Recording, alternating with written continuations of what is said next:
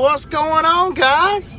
Welcome back to the Truckin' Journey. I'm Jim, and this is Boone. But before we get this episode rolling, let's give you a good little musical intro, okay? We'll be back.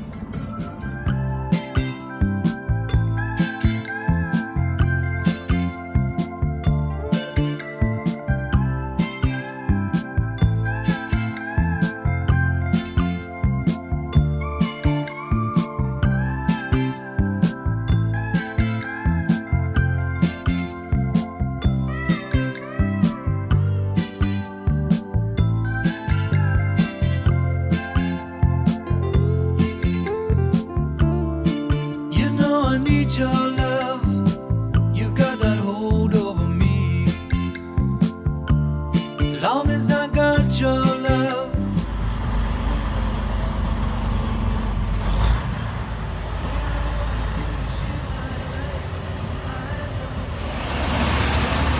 Hey guys, this is a good sign here. I've got the red light, which I've been backed up with this dog for like 3 hours, but I think they're getting ready to start loading me. 4 hours later, they're done loading, so it's time to go get my paperwork.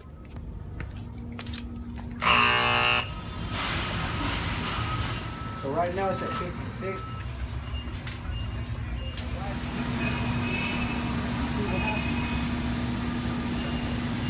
Good day.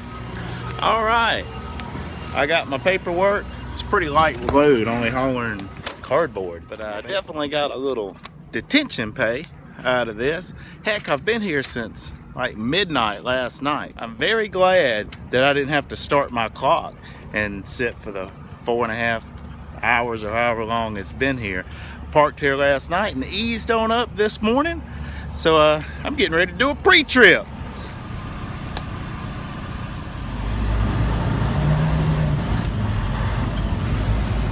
All right, people, it's time to get on the road. Hey, Boone, ready to roll? We're Chicago bound, people. Chi-town.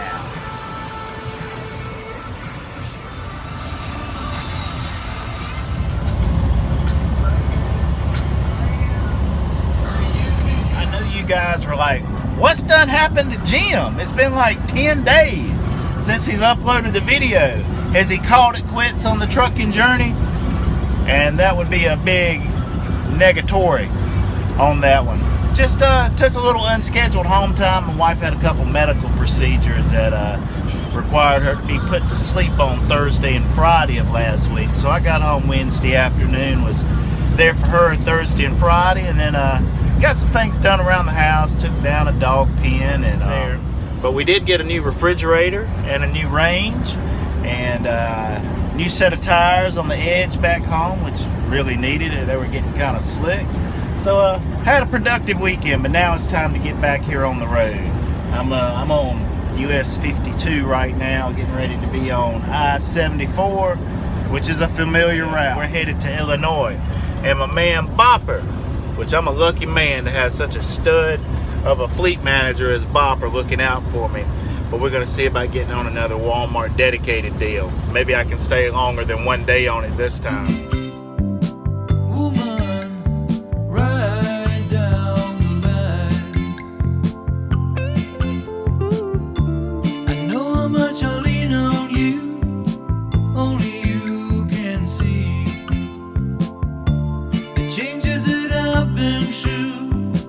I've left a mark on me. You've been as constant as a northern star, the brightest light that shines.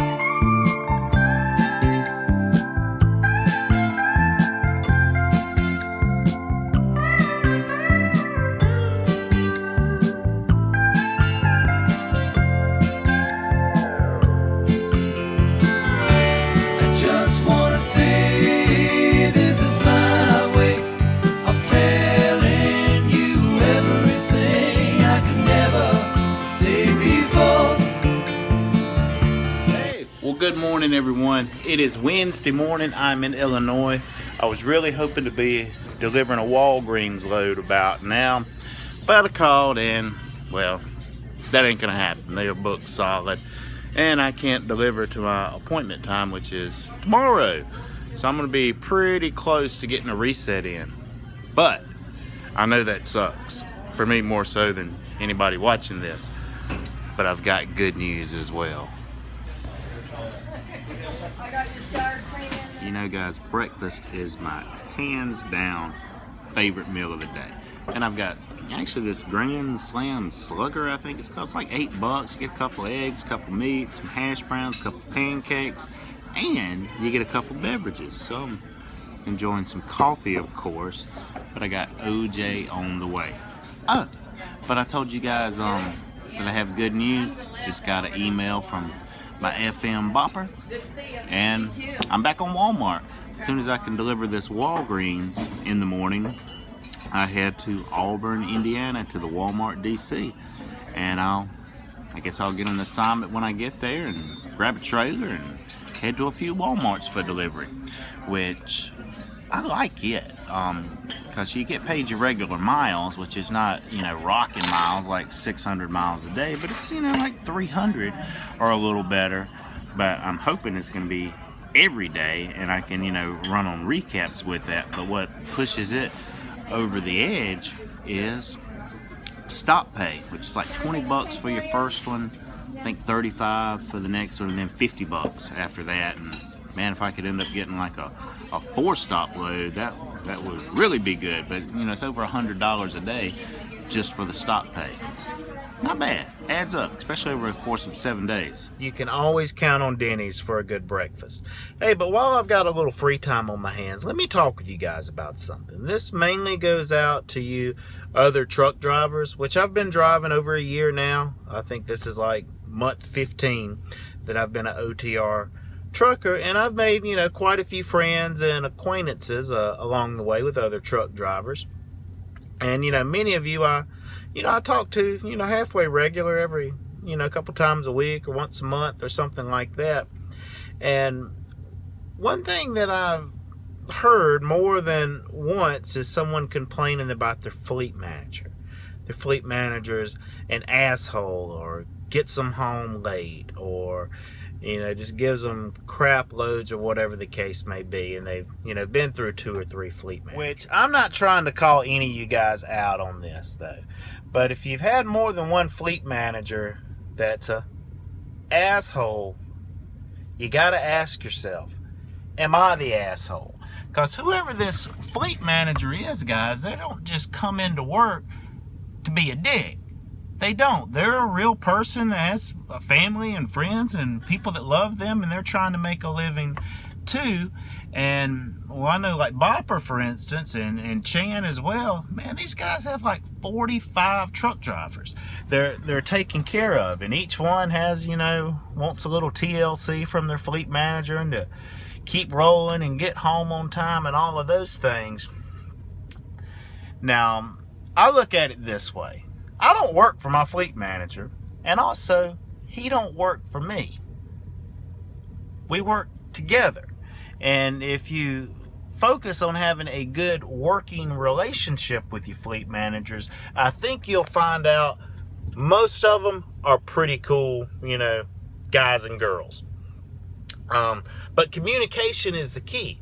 Now, one thing, just say if they had half of 45, you know, like 20-something truckers, but most of them have up in the 40s. I think U.S. Express is hiring some, you know, fleet managers, but it takes time to, you know, get them trained and up to par and understanding everything. And in my opinion, every fleet manager needs to go out on the road for at least a week so they kind of know what we're going through out here. And I know Bopper, he has done that, and several other fleet managers have as well. But the communication is the key, and you can't always call the driver's line and get your fleet manager. Like, I hardly ever do. There's like, I don't know, 4 or 5 others that answer the phone.